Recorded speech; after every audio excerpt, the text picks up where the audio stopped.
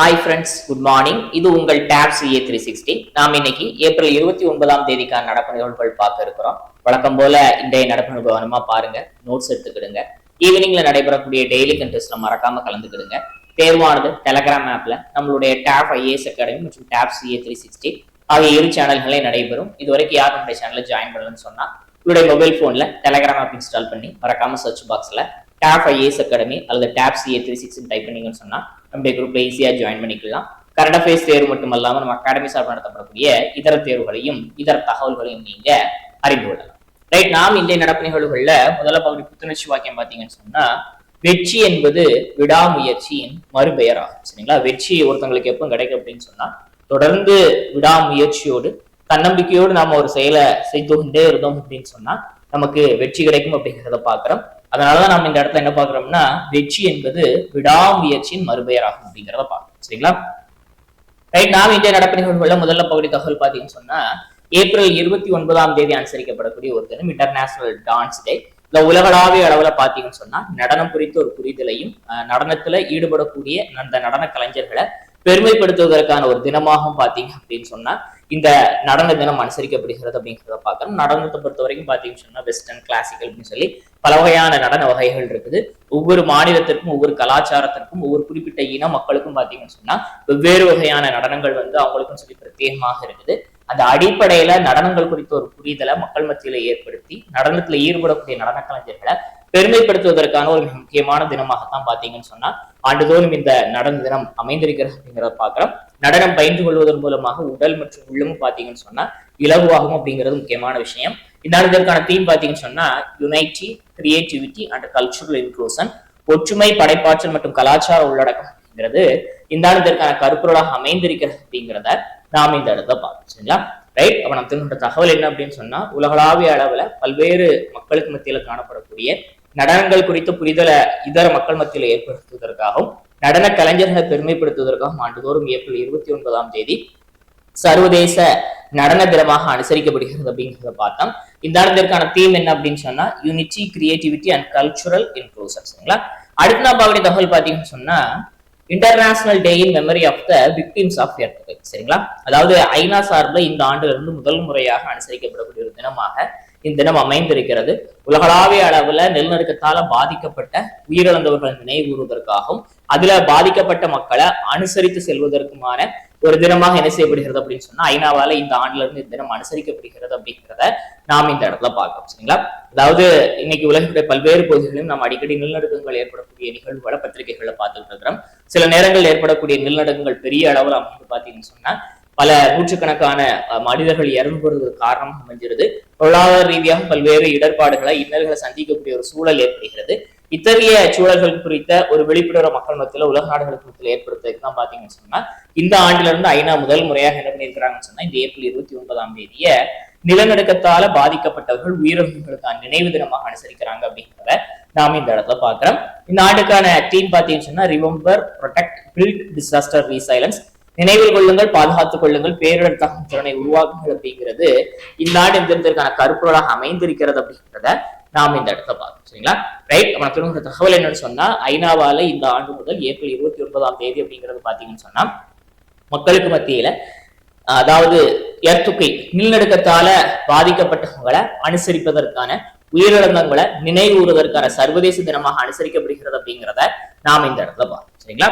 இதே ஏப்ரல் 29ஆம் தேதி பாத்தீங்கன்னு சொன்னா தமிழ் கவிஞர்கள் மிக முக்கியமான ஒரு நபரான பாவேந்தர் பாரதிதாசன் அவர்களுடைய பிறந்த தினம் அனுசரிக்கப்படுகிறது அப்படிங்கிறத பாக்குறோம். பாவேந்தர் பாரதிதாசன் அவருடைய பிறந்த தினம் தமிழ்நாட்டுல பாத்தீங்கன்னு சொன்னா தமிழ் கவிஞர்கள் தினமாக அனுசரிக்கப்படுகிறது. அது மட்டும் இல்லாம அவருடைய பிறந்த தினத்தை முன்னிட்டு பாத்தீங்கன்னு சொன்னா பள்ளி மற்றும் கல்லூரி மாணாக்கர்களுக்கு மத்தியில தமிழ் குறித்த ஆர்வத்தை ஏற்படுத்தும் அப்படிங்கிறதுக்காக தமிழ் வாரமும் அனுசரிக்கப்படுகிறது. கடந்த ஆண்டு ஏப்ரல் 29 இருந்து மே 5 வரைக்கும் இந்த மாதிரி நிகழ்வுகள்லாம் நடத்தப்பட்டது அப்படிங்கிறது உங்களுக்கு ஞாபகம் இருக்கும்னு நான் நினைக்கிறேன். சரிங்களா? ரைட், உனக்கு தகவல் என்ன அப்படின்னு சொன்னா தமிழ்நாட்டினுடைய ஆக முக்கியமான கவிஞர் பெருமக்கள் ஒருவரான பாவேந்தர் பாரதிதாசன் அவருடைய பிறந்த தினம் தமிழ்நாடு அரசாங்கம் சார்பில் தமிழ் கவிஞர்கள் தினமாக ஆண்டுதோறும் ஏப்ரல் 29 அனுசரிக்கப்படுகிறது அப்படிங்கிறத நாம் இந்த இடத்துல பார்த்தோம். அதே போல ஏப்ரல் 29 இருந்து மே 5 வரைக்கும் ஒரு வார காலம் பாத்தீங்கன்னு சொன்னா தமிழ்நாட்டு பள்ளி கல்லூரி மாணாக்கர்களுக்கு மத்தியில தமிழ் குறித்த ஆர்வத்தை ஏற்படுத்தும் அப்படிங்கிறதற்காக பாரதிதாசன் அவர்களுடைய பிறந்த தினம் தமிழ் வாரமாகவும் கொண்டாடப்படுகிறது அப்படிங்கிறதையும் நாம் இந்த இடத்துல பார்க்கணும். சரிங்களா? அடுத்த பார்க்கக்கூடிய தகவல் பாத்தீங்கன்னு சொன்னா உலகளாவிய அளவுல ராணுவத்திற்கு அதிகம் செலவழிக்கக்கூடிய நாடுகளுக்கான பட்டியல். அதாவது கடந்த 2025ஆம் ஆண்டுல ராணுவத்திற்காக ஒவ்வொரு நாடுகளும் எவ்வளவு அதிகமான தொகையை செலவழித்திருக்கிறாங்க அப்படிங்கக்கூடிய அந்த ஆய்வறிக்கையை ஸ்வீடன் நாட்டை சார்ந்த ஸ்டாக்ஹோம் அனைத்துலக அமைதி ஆய்வு கழகம் என்ன பண்ணிருக்கிறாங்கன்னு சொன்னா வெளியிட்டு இருக்கிறாங்க. அந்த அடிப்படையில பாத்தீங்கன்னு சொன்னா கடந்த 2025ல மட்டும் இந்தியா சற்றேறக்குறைய 92.1 பில்லியன் அமெரிக்க டாலர்கள் என்ன பண்ணிருக்கிறாங்க சொன்னா ராணுவத்திற்காக செலவழிச்சிருக்கிறாங்க. இது கடந்த ஆண்டோட ஒப்பிடும்போது 2024 ஒப்பிடும்போது பாத்தீங்கன்னு சொன்னா சற்றேறக்குறைய 8.9% அதிகம் அப்படிங்கிறத பாக்குறோம்.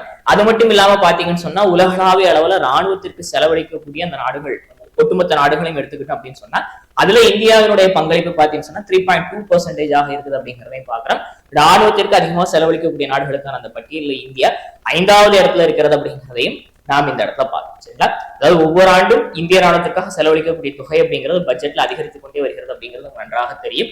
அதுவும் குறிப்பா பாத்தீங்கன்னு சொன்னா ஆபரேஷன் சிந்தூர் நடவடிக்கைக்கு அப்புறமாக இந்திய ராணுவம் வந்து அதிநவீனமான பல்வேறு ஆயுதங்கள் என்ன பண்ணிட்டு இருக்காங்கன்னு சொன்னா பல்வேறு உலக நாடுகள்ல இருந்து வாங்க ஆரம்பிச்சிருக்காங்க. அதுபோக உள்நாட்டிலையும் தயாரிக்க ஆரம்பிச்சிருக்காங்க. அந்த அடிப்படையில பார்க்கும்போது பாத்தீங்கன்னு சொன்னா ராணுவத்திற்கு செலவழிக்கக்கூடிய அந்த தொகை அப்படிங்கிறது ஆண்டுக்காண்டு அதிகரித்துக் கொண்டே வருகிறது அப்படிங்கிறதுதான் நாம இந்த இடத்த பாக்குறோம். அந்த அளவுல தான் பார்க்கும்போது என்ன அப்படின்னு சொன்னா உலகளாவிய அளவுல அதிகம் செலவழிக்கக்கூடிய அதாவது ராணுவத்திற்காக அதிகம் தொகை செலவழிக்கக்கூடிய நாடுகளுக்கான பட்டியல்ல இந்தியா 5வது இடத்துல இருக்கு அப்படிங்கிறத பாக்குறோம். முதல் இடத்துல அமெரிக்காவும், 2வது சீனா, 3வது ரஷ்யாவும் இருக்கிறாங்க. நம்மளுடைய அண்டை நாடான பாகிஸ்தான் பாத்தீங்கன்னு சொன்னா உலகளாவிய அளவுல ராணுவத்திற்கு அதிகம் செலவழிக்கக்கூடிய நாடுகளுடைய பட்டியல்ல 31வது இடத்துல இருக்கு அப்படிங்கிறதை நாம் இந்த இடத்துல பார்க்கணும். சரிங்களா?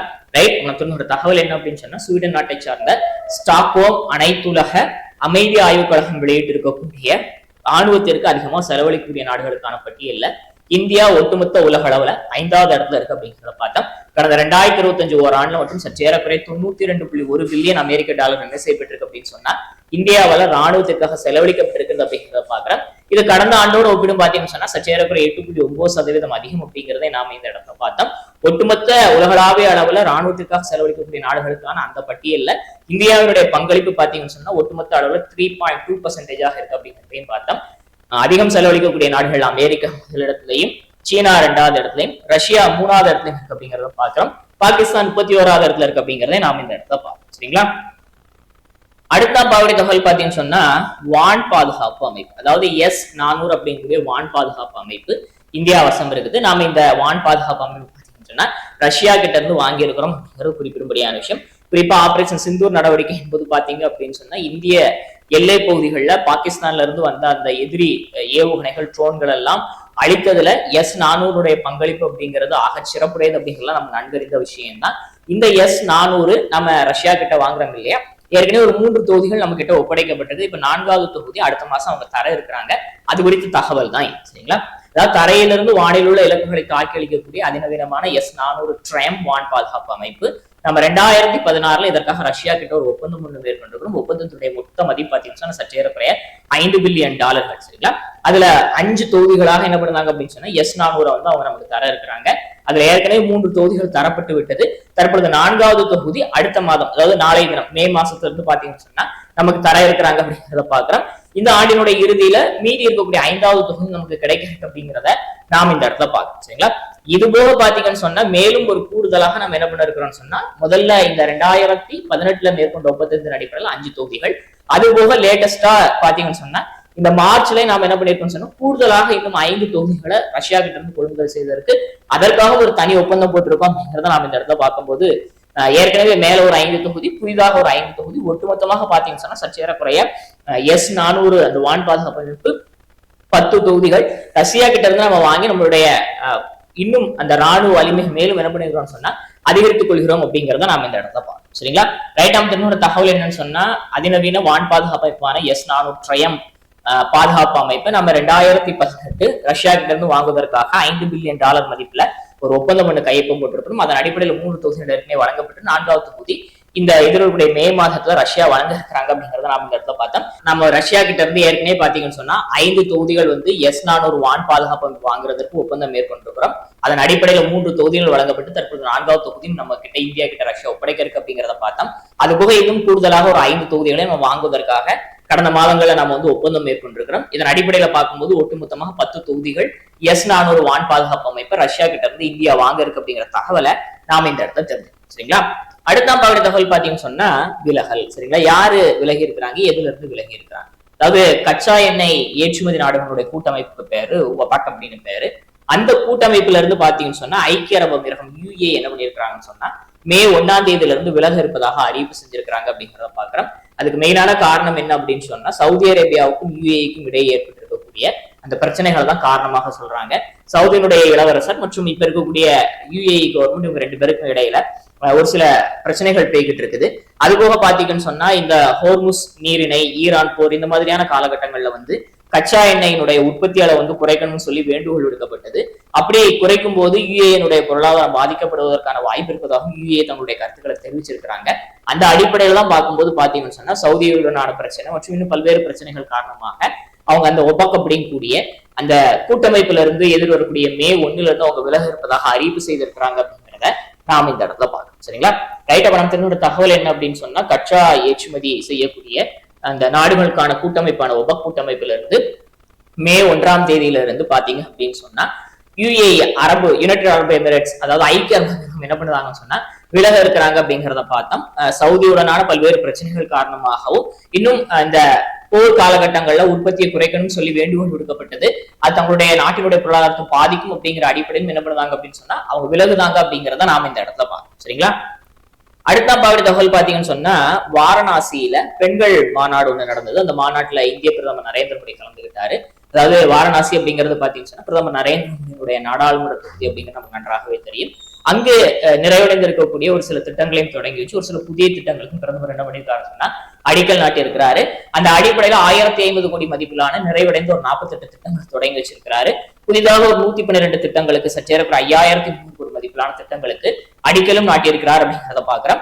அதுபோக பாத்தீங்கன்னு சொன்னா Varanasi to Pune and Ayodhya to Mumbai இந்த நகரங்களை இணைக்கக்கூடிய வகையில இயக்கப்படக்கூடிய அம்ருத் பாரத் ரயில் சேவை, அதாவது குறைந்த கட்டணத்துல ஏழை எளிய மக்கள் ரயில் பயணம் மேற்கொள்வதற்காக பாத்தீங்கன்னா அம்ருத் பாரத் சேவை ரயில் வந்து இந்தியாவில் விடப்பட்டு வருகிறது.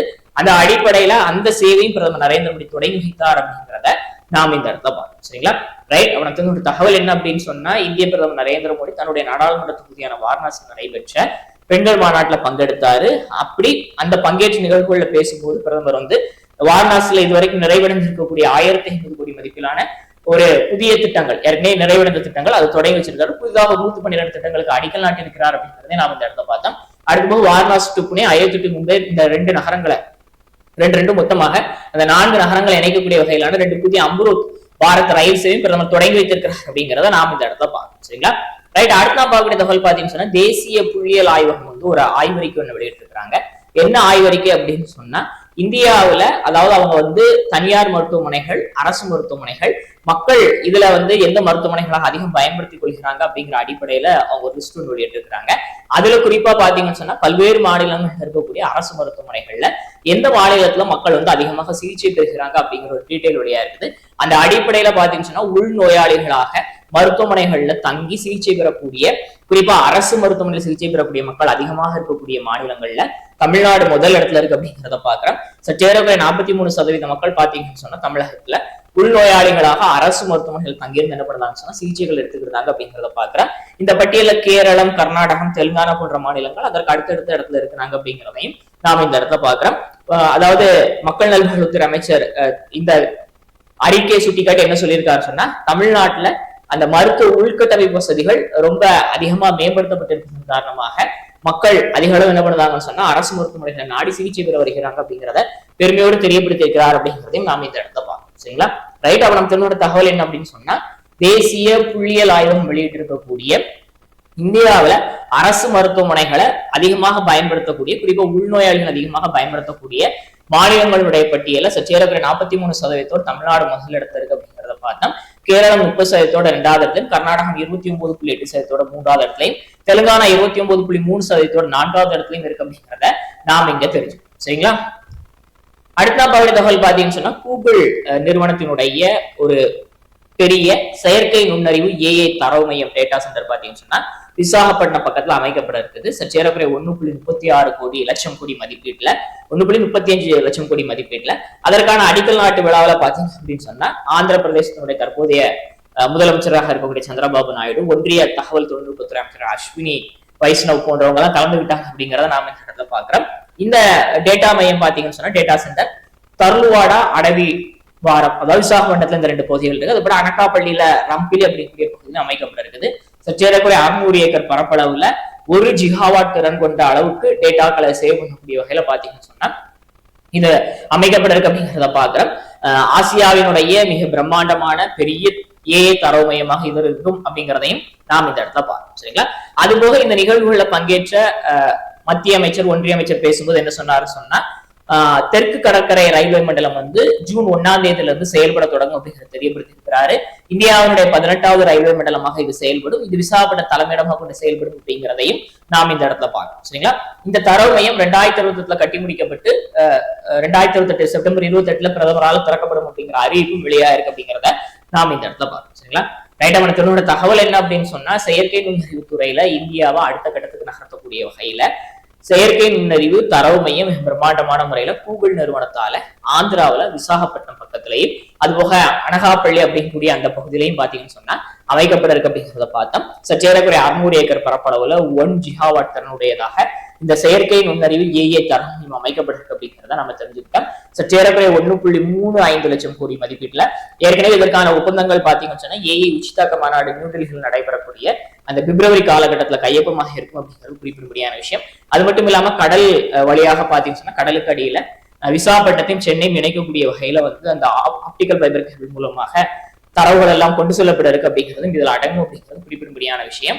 இந்த கட்டடம் எல்லாம் நிறைவடைந்து பணிகள் நிறைவடைந்து 2028 செப்டம்பர் 28 பிரதமர் நரேந்திர மோடி ஆசியாவினுடைய மிகப்பெரிய தரவு மையமான இந்த டேட்டா சென்டர் திறந்து வைக்க இருக்கிறார் அப்படிங்கிறத நாம் இந்த இடத்துல பாக்குறோம். அதுபோக பாத்தீங்கன்னு சொன்னா இந்த நிகழ்வுகளை கலந்து கொண்ட ஒன்றிய அமைச்சர் பேசும்போது இந்தியாவில 18வது ரயில்வே மண்டலமான தெற்கு கடற்கரை ரயில்வே மண்டலம் விசாகப்பட்டினம் தலைமையிடமாக கொண்டு எதிர்வரக்கூடிய 2026 ஜூன் 1ல இருந்து செயல்படும் அப்படிங்கிற அறிவிப்பு வெளியிட்டிருக்கிறார் அப்படிங்கிறத நாம் இந்த இடத்துல பாக்குறோம். இந்தியாவில இது வரைக்கும் சற்றேறக்குறைய 17 ரயில்வே மண்டலங்கள் இருப்பது உங்களுக்கு நன்றாகவே தெரியும். சரிங்களா? அடுத்த தகவல் பாத்தீங்கன்னு சொன்னா, சிக்கிம் மாநிலம் இந்தியாவோட முழுமையாக இணைந்து அதாவது மன்னராட்சியிலிருந்து விடுபட்டு 1975 சிக்கிம் என்ன பண்ணது அப்படின்னு சொன்னா முழுமையாக இந்தியாவோட மாநிலமாக இணைகிறது. அது இடைவெளி சற்றேறக்குறைய 50 ஆண்டுகள் நிறைவடைந்திருக்கு. அதற்காக ஓராண்டு கொண்டாட்டங்கள் நடந்துச்சு. அந்த கொண்டாட்டங்களுடைய நிறைவு நிகழ்வுகள் சிக்கிமில் நடைபெற்று அதுல இந்திய பிரதமர் நரேந்திர மோடி கலந்து கொண்டு பல்வேறு நலத்திட்டங்களை தொடங்கி வைத்தார் அப்படிங்கிறத பார்க்கணும். குறிப்பா பாத்தீங்கன்னு சொன்னா 4000 கோடி மதிப்பிலான வளர்ச்சி திட்டங்கள் சிக்கிம்ல நிறைவேற்றப்பட்டிருக்குது, முடிக்கப்பட்டிருக்குது. அதை பிரதமர் நரேந்திர மோடி தொடங்கி வைத்தார். அதுபோக பிரதமர் இந்த நிகழ்வுகளை கலந்து பேசும்போது சிக்கிம் மாநிலத்தினுடைய அந்த பாரம்பரியமான கலாச்சார பெருமைகளை பத்தி பேசினாரு. அது மட்டும் இல்லாம வடகிழக்குல இருக்கக்கூடிய அந்த 8 மாநிலங்களையும் ஒரு அஷ்டலட்சுமி அப்படின்னு சொல்லி பெயர் சொல்லி அழைத்தாரு. அது மட்டும் இல்லாம இந்த கொண்டாட்டங்களை கலந்து கொண்ட பிரதமர் சிக்கிம்ல நடைபெற்ற மாணாக்கர்களுடனான அந்த கால்பந்து நிகழ்வுகளையும் பங்கேற்று கால்பந்து விளையாடினார் அப்படிங்கிறதையும் நீங்க தொலைக்காட்சிகள்ல பார்த்துருக்கீங்க. சரிங்களா? ரைட், அவனத்தோட தகவல் என்ன அப்படின்னு சொன்னா, மன்னராட்சியிலிருந்து சிக்கிம் விடுபட்டு இந்தியாவோட 1975 முழுமையாக மாநிலமாக இணைகிறது. அவ்வாறு இணைந்ததனுடைய 50வது ஆண்டு கொண்டாட்டங்களுடைய நிறைவுல இந்திய பிரதமர் நரேந்திர மோடி கலந்து கொண்டு சற்றேறக்குறைய 4000 கோடி மதிப்பிலான பல்வேறு நிறைவடைந்த வளர்ச்சி திட்டங்களை தொடங்கி வைத்திருக்கிறார் அப்படிங்கிறத பார்த்தோம். வடகிழக்கு மாநிலங்கள் இருக்கக்கூடிய அந்த மாநிலங்களை பத்தி பேசும்போது பிரதமர் இந்த 8 வடகிழக்கு மாநிலங்களும் அஷ்டலட்சுமி அப்படிங்கக்கூடிய பெயரிட்டு அழைத்தார் அப்படிங்கிறதையும் நாம் இந்த இடத்துல பார்த்தோம். சரிங்களா? ரைட், அடுத்த பாவடி தகவல் பாத்தீங்கன்னா எஸ்சிஓ அப்படிங்கிறது பாத்தீங்கன்னா ஷாங்காய் கோஆபரேஷன் ஆர்கனைசேஷன் 2001 உருவாக்கப்பட்ட இந்த அமைப்புல Belarus, China, India, Iran, Kazakhstan, Kyrgyzstan, Pakistan, Russia, Tajikistan, Uzbekistan போன்ற நாடுகள்லாம் உறுப்பு நாடுகளாக இருக்கிறாங்க. இப்ப இந்த அமைப்புக்கான இந்த ஆண்டுக்கான பாதுகாப்பு அமைச்சர்கள் கூட்டம் பாத்தீங்கன்னு சொன்னா பிஷ்கேக், அதாவது கிர்கிஸ்தான்ல இருக்கக்கூடிய பிஷ்கேக்ல நடந்துச்சு. இந்த நிகழ்வுகள்ல இந்தியாவுடைய பாதுகாப்புத்துறை அமைச்சராக இருக்கக்கூடிய ராஜ்நாத் சிங் பங்கேற்றாரு. அவர் இந்த நிகழ்வுகளின் கூட பாத்தீங்கன்னா சீன பாதுகாப்பு அமைச்சரையும் சந்தித்து பேச்சுவார்த்தைகள் எல்லாம் நடத்தி இருக்கிறார் அப்படிங்கிறத நாம இந்த இடத்துல பார்த்தோம். சரிங்களா? ரைட், அமைச்சர்களோட தகவல் ஷாங்காய் ஒத்துழைப்பு அமைப்பினுடைய எஸ்சிஓ அமைப்பினுடைய இந்த ஆண்டுக்கான பாதுகாப்பு அமைச்சர்கள் கூட்டம் கிர்கிஸ்தான்ல இருக்கக்கூடிய பிஷ்கேக் நகரத்துல நடந்துச்சு. இந்தியா சார்பில் இந்தியாவுடைய பாதுகாப்பு அமைச்சர் ராஜ்நாத் சிங் அவர்கள் பங்கேற்றார். இதுபோக உறுப்பு நாடுகளுடைய பாதுகாப்புத்துறை அமைச்சர் பங்கேற்றாங்க. இதுல சீன பாதுகாப்புத்துறை அமைச்சரை இந்திய பாதுகாப்புத்துறை அமைச்சர் தனிப்பட்ட முறையில் சந்தித்து பேச்சுவார்த்தை நடத்தியிருக்கிறார் அப்படிங்கிறதையும் நாம் இந்த இடத்துல பார்த்தோம். சரிங்களா? அடுத்து பாத்தீங்கன்னு சொன்னா மாராத்தான் போட்டியில ஒரு வீரர் சாதனை நிகழ்த்திருக்கிறார் அப்படிங்கிறத பாக்குறோம். மாராத்தான் அப்படிங்கிறது சற்றேறக்குறைய பாத்தீங்கன்னு சொன்னா 42 கிலோமீட்டர் தொலைவு கொண்ட அந்த தூரத்தை கடக்கக்கூடிய ஒரு ஓட்டப்பந்தயம் தான் மாராத்தான் சொல்லுவாங்க. இதுவரைக்கும் உலக வீரர்கள் பாத்தீங்கன்னு சொன்னா 2 மணி நேரத்திற்கு உள்ளாக என்ன பண்ணது கிடையாது அப்படின்னு சொன்னா அந்த 42 கிலோமீட்டர் தூரத்தை நிறைவு செஞ்சது கிடையாது. 2 மணி நேரத்துக்கு மேல, அதாவது 2 மணி நேரம் 35 வினாடி வரைக்கும் ஒரு வீரர் கெல்வின் கிப்டம் அப்படிங்கக்கூடிய வீரர் 2023 நிகழ்ந்ததுதான் இது வரைக்கும் அது உச்சபட்ச சாதனையாக இருந்தது. இப்ப கென்யாவை சார்ந்த ஓட்டப்பந்தய வீரர் செபாஸ்டியன் சாஃப் என்ன பண்ணிருக்காருன்னு சொன்னா, லண்டன்ல நடைபெற்ற இந்த மாரத்தான் போட்டியில 1 மணி நேரம் 59.30 நிமிடங்கள்ல கடந்து என்ன பண்ணிருக்காரு சொன்னா 2 மணி நேரத்துக்குள்ள அந்த மாரத்தான் நிறைவு செய்த முதல் உலக வீரர் அப்படிங்கிற பெருமைக்குரிய நபராக வரலாறுகள்ல இடம் பிடித்திருக்கிறார் அப்படிங்கிறத நாம இந்த இடத்துல பார்க்கணும். சரிங்களா? ரைட். அவனுக்கு ஒரு தகவல் என்ன அப்படின்னு சொன்னா, மாரத்தான் போட்டிகள் சற்றேறக்குறைய 42 கிலோமீட்டர் தூரம் ஓடக்கூடிய ஒரு போட்டி. இந்த போட்டியில இதுவரைக்கும் எந்த ஒரு வீரரும் 2 மணி நேரத்துக்குள்ளாக போட்டியை நிறைவு செஞ்சது கிடையாது.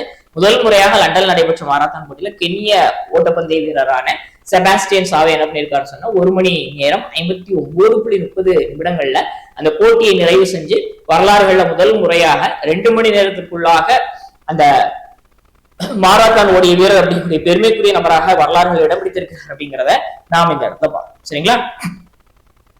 ரைட். நம்ம ரீகேப் பார்க்கறது ஆரம்பத்தில் என்ன பார்த்தோம் அப்படின்னு சொன்னா, ஒவ்வொரு ஆண்டும் ஏப்ரல் 29ஆம் தேதி சர்வதேச நடன தினமாக அனுசரிக்கப்படும். இந்த ஆண்டிற்கான theme unity, creativity and cultural inclusion. அதுபோக ஐநா சார்பில் முதல் முறையாக நிலநடுக்கத்தால உயிரிழந்தவர்களை நினைவுறுவதற்கான international day in memory of the victims of earthquakes April 29 அனுசரிக்கப்படுது அப்படின்னு பார்த்தோம். Theme remember, protect, build, disaster, resilience. சரிங்களா? அடுத்து தமிழ் கவிஞர்கள் ஒரு கவிஞர் பாவேந்தர் பாரதாசன் அவருடைய பிறந்தநாள் தமிழ் கவிஞர்கள் நாளாக ஏப்ரல் 29 அனுசரிக்கப்படுகிறது. அது மட்டும் இல்லாமல் ஏப்ரல் 29 இருந்து மே 5 வரைக்கும் தமிழ் வாரமும் அனுசரிக்கப்படுகிறது அப்படிங்கிறத நம்ம இந்த இடத்துல பார்த்தோம். உலகத்துல ராணுவத்துக்கு அதிகம் செலவழிக்கக்கூடிய நாடுகளுக்கான அந்த பட்டியலில் இந்தியா 5வது இடம் இருக்கு. இந்த பட்டியல் ஸ்வீடன் நாட்டை சேர்ந்த ஸ்டாக்ஹோம் அனைத்துலக அமைதி ஆய்வுக்காக வெளியிட்டிருக்கிறாங்க. இந்தியா கடந்த 2025 சற்றேறக்குறைய 92.1 பில்லியன் அமெரிக்க டாலர் ராணுவத்திற்காக செலவழிச்சிருக்காங்க. இது கடந்த ஆண்டை விட சற்றேறக்குறைய 9% அதிகம் அப்படிங்கிறத பார்த்தோம். உலக அளவுல இந்தியாவுடைய பங்கு, அதாவது ராணுவத்திற்காக செலவழித்த பங்கு அப்படின்னு நம்ம ஒட்டுமொத்தமா எடுத்துக்கிட்டோம்னா 3.2% இருக்குது.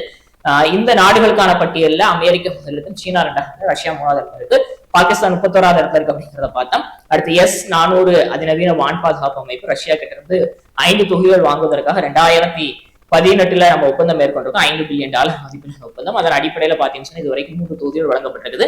4வது தொகுதி மே மாதம் வழங்கப்பட இருக்கு அப்படிங்கிறத பார்த்தோம். 5வது தொகுதி இந்த ஆண்டினுடைய இறுதியில கிடைக்கும். அதுபோல கூடுதலாக மேலும் 5 தொகுதிகளை நம்ம வாங்குவதற்கு பாத்தீங்க அப்படின்னு சொன்னா கடந்த மார்ச் நம்ம ஒப்பந்தம் மேற்கொண்டிருக்கோம் அப்படிங்கிறது குறிப்பிட முடியாத விஷயம். இந்த S-400 வான் பாதுகாப்பு அமைப்பு பாத்தீங்கன்னா ஆபரேஷன் சிந்தூர் நடவடிக்கையின்படி இந்தியாவுடைய வெற்றிக்கு ரொம்ப உறுதுணையாக இருந்தது அப்படிங்கிறது உங்களுக்கு நன்றாகவே தெரியும். அடுத்து சர்வதேச கச்சா எண்ணெய் ஏற்றுமதி நாடுகளுக்கான ஒபக் கூட்டமைப்பில இருந்து பல்வேறு காரணங்களால UAE, யுனைடெட் அரபு எமிரேட்ஸ், ஐக்கிய அரபு மே 1ஆம் தேதியிலிருந்து விலக இருப்பதாக அறிவிப்பு செஞ்சிருக்காங்க அப்படிங்கிறத நாம இந்த இடத்துல பார்த்தோம். வாரணாசியில் நடைபெற்ற பெண்கள் மாநாட்டில் கலந்து பிரதமர் நரேந்திர மோடி வாரணாசியில் நிறைவடைந்திருக்கக்கூடிய 48 திட்டங்கள் சற்றேறக்குறைய 1050 கோடி மதிப்பிலான திட்டங்களை தொடங்கி வச்சார். அதுவும் புதிதாக 5300 கோடி மதிப்பிலான 112 திட்டங்களுக்கு அடிக்கல் நாட்டியிருக்கிறாரு.